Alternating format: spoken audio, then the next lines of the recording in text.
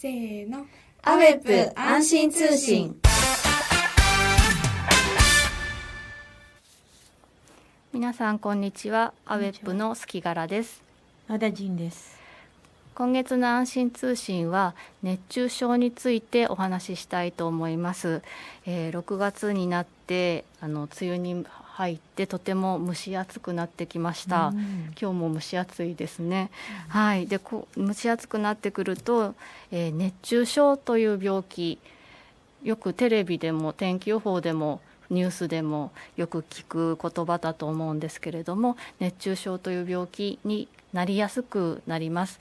でそれで今日は、それがどんな病気なのかということと、ならないようにするには何に気をつけたらよいかということ、そしてもし熱中症になってしまったらどうしたらよいかっていうことを知っていただけるようなお話をしたいと思います。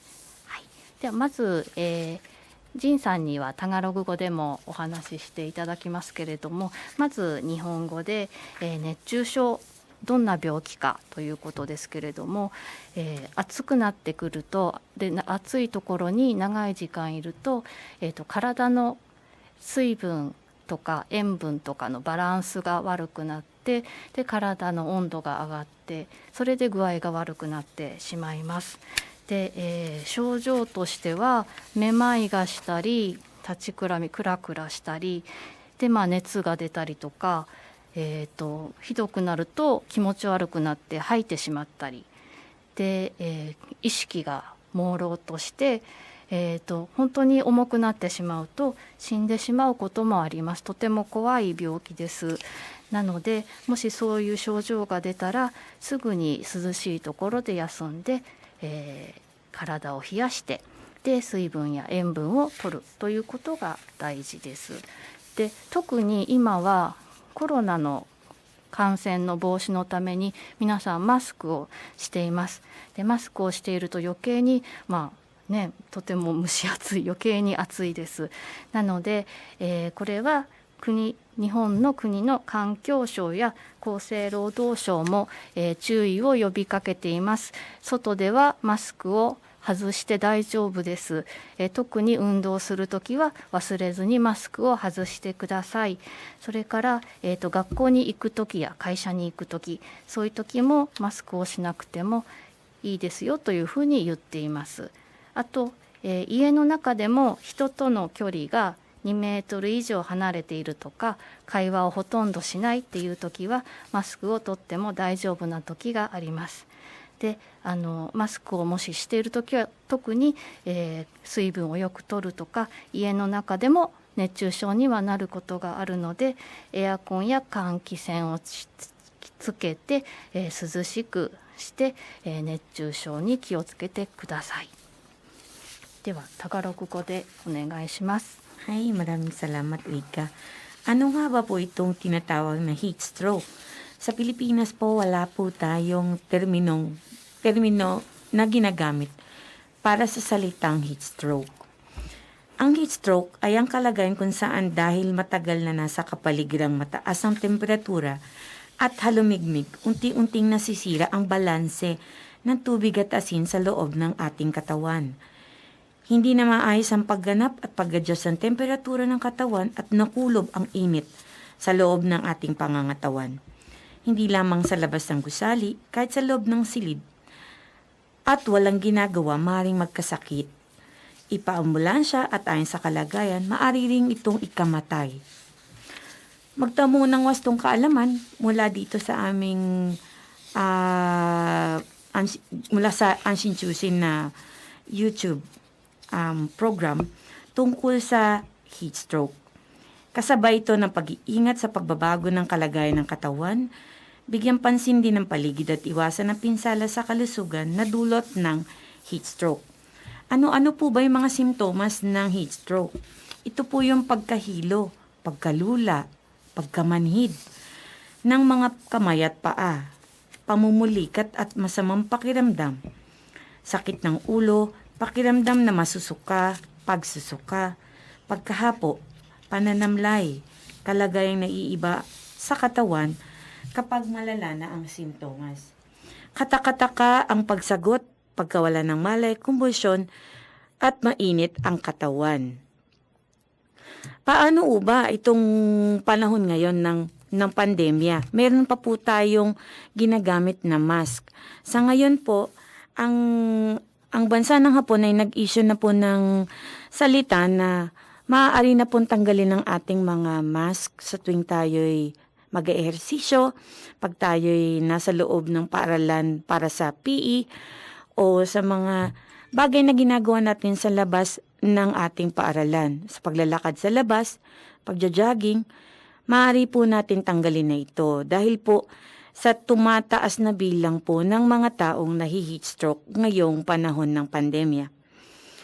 Alin po sa ilan sunod po sa ating mga patakaran sa ating panahon ng pandemya ay ang ating pagsusuot ng face mask. Ngayon po, upang maiwasan ang heat stroke, alisin ang suot na face mask.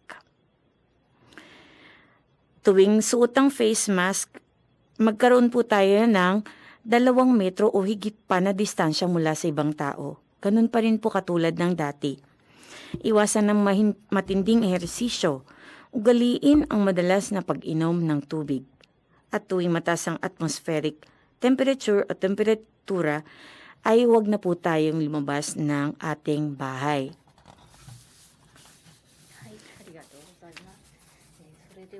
次にですね、熱中症になりやすい状況、天気というのをお知らせするために暑さ指数というのがあるんですね。これは日本人の人もまだあまり馴染みがないかなと思うんですけれども、単に気温が30度以上とかそれだけではなくて、気温プラス湿度、特に日本ジメジメしてますけど、気温と湿度と、あともう一つ輻射熱ってちょっと難しい言葉なんですけれども、例えばアスファルトの地面からは熱い熱が出ていたりとか、場所によって周りをもしコンクリートのビルに囲まれてたらそのビルからの熱が来るとか、そういう熱ですね、輻射熱というその3つ、気温と湿度と輻射熱を難しいことはわからないんですがその3つか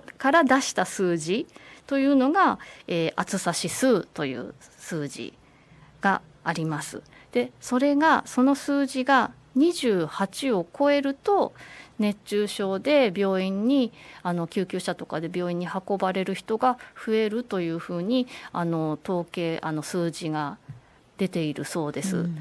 で今画面に28度 C って摂氏と同じ気温と同じ度 C っていう数字、これが使われるそうなんですが、気温の28度とは違ってその3つの、指数から出された28度20度って言ってるのかな、28っていう数字です。気温とはまた別ですね。その28を超えると熱中症の人が増えるということです。そしたらこの部分をじゃあタガログ語で。はい、Tagalog na bubong.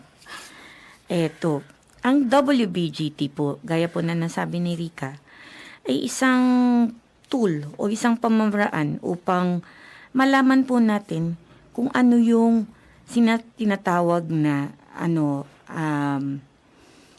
panganib tuwing tayo'y lalabas. Panganib, ibig sabihin kung hindi lang po ito yung katulad ng sinasabi sa ating mga lagay ng panahon na binabalita sa TV na ngayon po ay meron ang ating sa lagay ng panahon natin, meron po tayong 28 degree sa labas. Ibig sabihin po, ganun po kainit sa labas ng bahay. Ngunit, hindi po yun ang basihan para sabihin, meron tayong panganib sa pagkakaroon ng heat stroke. Ang ginagamit po para malaman kung anong panganib sa heat stroke ay ang tinatawag na wet bulb globe temperature. Ito po yung temperature, humidity, at saka radiation. Radiation, ibig po sabihin yung galing po sa lupa, sa building, sa taong katabi ninyo. Yun po yung init na manggagaling po sa mga iba't ibang parte ng ginagalawan natin, gaya po ng lupa, building, at saka sa tabi natin tao. Of course, yung humidity po, yun po yung pong parang hindi mainit pero nakakapanghinang init. Yun po yung humidity. Yung temperature po, of course, pagka mainit na panahon, mainit din po ang temperatura. Pag malamig ang panahon, malamig din po ang temperatura. Yun po ang ibig sabihin nun. Ano po ito? Ano pong binibigay sa atin ng WBGT na ito? Pinapaalam po niya sa atin kung alin nang dapat nating iwasan, anong araw ang dapat nating iwasan para hindi tayo magkaroon ng tinatawag na heat stroke. Siya po ang ginagamit na tool ngayon ng ating weather reports para po malaman ng mga tao na dapat silang mag-ingat sa labas o wag na lumabas, lalo na po sa mga matatanda, sa mga bata na lumalabas sa araw-araw para mamili, para pumasok sa eskwela, para po sa mga atleta na mag-i-sports sa araw na yon. Ito po yung tinitingnan nila maigi upang hindi po tayo magkaroon ng problema sa pagkakaroon ng heat stroke. Okay, ano daw po yung heat stroke alert na tinatawag? Yun nga po, nasabi na po kanina, yung pagkakaroon po ng mas mataas pa sa 33 degrees Celsius. Hindi po yan yung temperatura na binibigay ng ating kalagayan ng panahon sa weather report. Pero ito po yung base sa WBGT. Pag nagkaroon pa ng 33 degrees and over, yun po yung tinatawag na panganib na po sa ating pangangatawan. そうですね。 Okay, thank you. はい。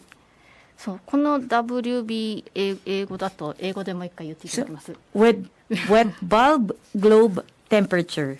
そう WBGT この暑さ指数というのを使って、これが33以上だととても熱中症になりやすいですという、熱中症警戒アラートというのが、環境省と気象庁が出すようになりました。これは去年の4月からスタートした制度だそうです。日本の人もあまりまだ馴染みがないかもしれないです。で、このWBGT 暑さ指数33以上でアラート、要するに大雨警報みたいな、警報みたいな形ですね。熱中症警戒アラートというのが出ます。これは、テレビの天気予報とかテレビやラジオの天気予報でも、伝えられますし、アラートが出た時にメールで受け取れるように無料でメールアドレスの登録をするという制度もあります。それが今後ろに映ってるかな、QR コードでここから登録することができます。それから、この横の日本地図も環境省のホームページに出てるんですが、赤い方が数値が高くて熱中症の危険が大きいっていうことですね。で、こんな風に自分の住んでいる場所の状況を見ることもホームページで見ることもできます。それとですね、一番、外国の方、日本語が、ちょっと難しいという方に便利なのは、これは外国からの、旅行で来る方向けのアプリなんですけれども、災害情報提供アプリセーフティーティップスという無料のアプリがあります。これもQR コードからアプリダウンロードできるんですが、こちらで、こちらでも、その熱中症情報アラートが出ればアラートも見れますし、その他にもこのアプリは、災害の情報、津波警報とか気象の警報、地震の速報なんかも見られるようなアプリになってますので、これが一番便利かなと。で、設定から14カ国語が選べて、その自分の、読みたい言語で読めるようになっています。Hi, gaya po ng ipinakilala ni Rika, ito po yung tinatawag na mga ways o paraan para po natin malaman ang mga kalagayan ng panahon base sa WBGT para po maiwasan natin ang heat stroke. Una po, yan po meron pong QR code na pinakikita sa inyong mga screen tungkol po sa lagay ng panahon base sa WBGT o yung tinatawag na heat stress alert.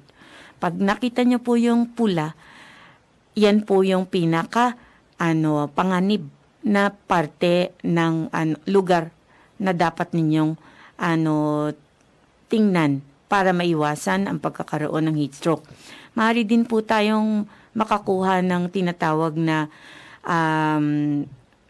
email mula sa kanila kung gusto po natin ng maabiso para sa mga tinatawag na heat stress alert. At saka para naman po sa katulad natin na mga banyaga dito sa bansang Hapon, maaari po natin i-download yung tinatawag na application na ang tawag po ay Safety Tips. Yun po ay naglalaman ng maraming importanteng impormasyon tungkol po sa heat stroke, sa earthquake, sa mga iba't iba pa pong mga sakuna na maaring kaharapin ng isang dayuhan sa ibang bansa. Ito po ay nasusulat sa iba't ibang mga lengguwahe, nakasalin wika po sa iba't ibang lengguwahe. Gaya ng English, Tagalog, meron pong mga Indonesian, meron pong iba pang mga ibang mga lengguwahe na maaaring mapakinabangan ng mga dayuhang kagaya natin. Okay, Lika. アプリもう少し映します？ Okay. Papakita po namin ang itsura ng appli. Ganito po siya. Nasusulat po siya sa wikang Tagalog. Kung mapapansin po ninyo, ayan po, nakasulat po siya sa wikang Tagalog. これ Yan. はタガログ語です Opo, ね。 yan po yung kalagayan ng panahon ngayon sa Nagata. Dito po sa Hyogo Prefecture sa Kobe, Japan. その熱中症のところの情報って見られますか？ Sure. Pipindutin po natin, subukan po natin tingnan yung sa heat stroke na tinatawag. なんか出てる。 Ayan po. Mahigpit ang pag-iingat ang nakasulat po dito. Ibig po sabihin, dito po sa Nagata, sa ngayong araw na to, mainit. At mayroon pong mataas po masyado ang WBGT. Kaya po nakasulat ang mahigpit na pag-iingat. Base po sa legend na nakasulat sa itaas. はい、ありがとうございます。で、この熱中症警戒アラートというのが出ているときはいつも以上に熱中症になりやすいような、お天気環境ですので、特に気をつけてくださいということです。で、じゃあ何に気をつけたらいいのかなっていうことなんですけれども、もうどうしても急ぐ用事などがある場合以外はなるべく暑いところに外に出ない。そして部屋の中でも熱中症にはなることがありますので、部屋の中でもエアコンやクーラーなどを使って涼しくすることで、喉が渇いたなと思う前にお水を飲んだりすること、それから特に、お年寄りや小さな子ども、あともともと体調の悪い人や障害のある方などは特に熱中症になりやすいので、そういう人には特に気をつけてあげて声をかけてあげてください。で、屋外や外や暑い外や、エアコンのない中での運動は特に気をつけて、原則中止や延期をしましょうというふうになっています。はい。で、もし熱中症の症状が出た場合ですけれども、まず涼しいところに入ってゆっくり休む。で、洋服を緩めてあげて体を冷やす。特に首の周りや脇の下とか足の付け根などを氷やなんていうんですか、冷えピタみたいなので、para sa lagnat. 冷やす。で、あと水分や塩分、あと経口補水液っていう今よく売ってますけど、ただの水ではなくてイオン飲料みたいなのとかね、 Yes, iyon. Yes, うん、 iyon. そういったものを Iyon water. 飲む。で大事なのは、もし自分でお水が飲めないとか、呼んでも返事しない、本当にちょっと様子がおかしいときはすぐに救急車を呼んで病院に行ってください。はい、では最後にその辺をタガログ語でお願いします。Ano po ba yung mga paraan para maiwasan natin ang heat stroke? Una po, iwasan ang init. Magsuot po tayo ng mga preskong damit o magkaroon ng sombrero o payong. At lumipat muna tayo doon sa malamig na lugar kapag sumama ang pakiramdam ng bahagya. Pumunta sa silong kung hindi makakapasok sa malamig na kwarto. Pangalawa, kung tayo nauuhaw, ugaliin natin ng uminom kahit pa konti-konti. Yung tinatawag na rehydration, importante po yun. Hindi naman po kailangang ubusin o uminom ng maraming tubig. Pero ibig ko sabihin, kung kaya din lang po natin na uminom pa konti-konti para lang mapalitan ang ating pawis sa ting tayo'y nasa labas ng pamamahay. Pangatlo, mag-ventilate po tayo ng mas madalas, gaya po ng paggamit ng air conditioner o kaya naman po yung ventilador. Marami po dito sa Japan, yung mga matatanda, hindi po sila nag-e-aircon. Ayaw po nilang mag-aircon. Yun po, isa pong bagay yun na dapat nating iwasan. Dapat po, kung ganito na po kainit ang panahon, gumamit na po tayo ng aircon o kaya naman po, ibukas na natin yung mga bintana. Buksan po yung mga bagay o mga bintanang maaaring mapasukan ng hangin. Sabayan ng electric fan or kaya exhaust fan. Iset ulit ng madalas ang temperatura ng ating air conditioner pagkatapos mag-ventilate. Pangapat, paghandaan natin ang init at talagaan natin ang pisikal na kondisyon sa pang-araw-araw. Hindi po lingid sa inyong kaalaman, marami po ngayon na nagkakasakitan dahil po sa panahong pabago-bago. At ito po ay malapit na rin dun sa pagkakaroon ng heat stroke kasi po nakakaramdam din po tayo ng mga panghina ng katawan, pagkakaroon ng sakit ng ulo. Kaya po regular na pagsusukat ng temperatura ng katawan ay mahalaga. Isa pa po, kung kakailanganin din po na tayo ay mag-ehersisyo ng pakunti-kunti upang masanay ang katawan natin sa ganitong panahon, gawin po natin. At ang importanteng bagay na malaman po sa panahon ngayon ay ang mga tinatawag na tulad po nito. Kung tayo ay makakakita ng taong nagkaroon ng ganitong simptomas gaya ng heat stroke, ito po ang pwede nating gawin. Dalhin po natin sila sa preskong lugar, sa lilim kung saan po dumadaloy ang hangin at iba pa. Palamigin po ang katawan gaya po ng paglalagay sa leeg, sa kilikili, sa kasukasuan at sa iba pang parte ng bagay ng alam niyo po yung malamig kahit po binasang tuwalya. Ilagay po niyo sa kilikili, sa leeg, dun po sa kung saan mainit na parte ng katawan natin. Punan po natin ang kawalan ng tubig kaya ng pag-inom ng oral rehydration solution gaya po ng sinabi kanina, yung parang ion water o yung tinatawag na OS1, meron pong ganon, OS1. Yun po yung asin at glukosang tinunaw sa tubig. Kung hindi po makakainom ng tubig sa sariling lakas at nawala ng malay, kaagad-agad na po natin tawagin ang ambulansya upang hindi na po natin abutin yung tinatawag na panganib sa ating buhay. Thank you, Rika. ありがとうございます。で、はい、今日は熱中症についてお話ししました。で、今6月なんですけど、日本はもう9月ぐらいまでは暑いですよね。9月の終わり。Tagal-tagal din. なのでまだこれから夏はこれからなのでまだこれからですか。まだ、皆さん熱中症に気をつけながら元気で楽しい夏を過ごせたらいいですね。はい、はい、どうもありがとうございました。 Maraming ありが salamat とう po ご sa ざいま inyong した。 pakikinig.